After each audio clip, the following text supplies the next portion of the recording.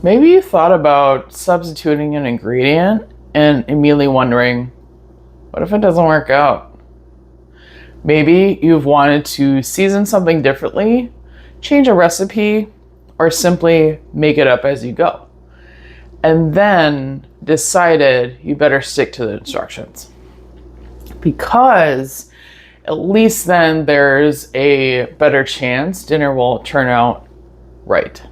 Today, we're talking about something every cook encounters, but very few cooking conversations make room for, which is what happens when things don't work out. Welcome back to the Soulful Kitchen table. Pull up a chair and get comfortable, and let's dive into this together. So we've been taught to think about cooking outcomes in two categories: success and failure.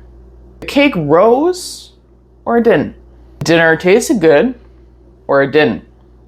The recipe worked or I messed it up. And we're already unsure of ourselves in the kitchen. A disappointing result can feel strangely personal. The narratives. See, I shouldn't have changed that. I knew I didn't know what I was doing.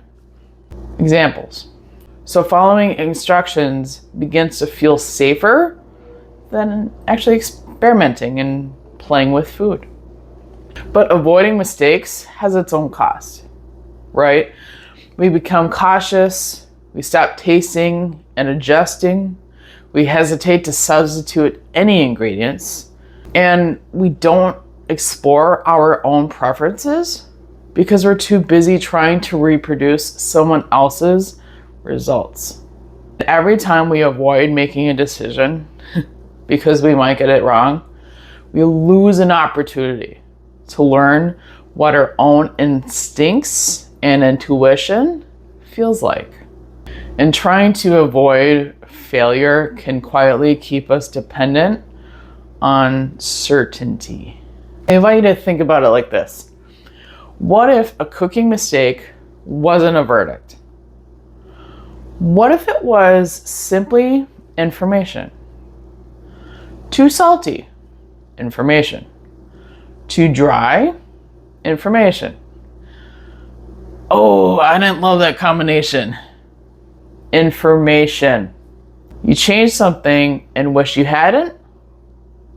Still information. Happens all the time. Non-stop. Give yourself grace, please. Give yourself grace. Because cooking is experimentation. Experimentation isn't about being fearless or pretending disappointment doesn't matter. Nobody enjoys spending time and ingredients on something that doesn't turn out or that they don't even like. But there's a difference between that didn't work out the way I hoped and I can't trust myself. One describes an experience. The other turns that experience into an identity. Your kitchen can be a courtroom where every meal proves whether you're a good cook. Or it can become a playground where you're allowed to discover things. Start with low-stake experiments. Don't reinvent Thanksgiving dinner when 12 people are on their way and going to arrive in an hour. That's not what I'm asking. Simply change one small thing in an ordinary meal. Add a different herb. Try a different vegetable. Use what you have instead of buying the exact ingredient. Taste before adding the amount of seasoning the recipe recommends. And then notice. What happened? What did you like? What would you change next time? And what did you learn? That's the cooking experience being built in real time. So here are a few questions to help you shift this. Question 1. What does messing up mean in the kitchen to you? Because it means differently for different people. Question 2, do you treat disappointing meals as information or evidence about your ability? Question 3, where might you be avoiding experimentation because you want certainty first? Question 4, what could you learn if you allowed yourself to be a beginner sometimes? My invitation for you this week is to make one tiny cooking decision where the outcome isn't guaranteed.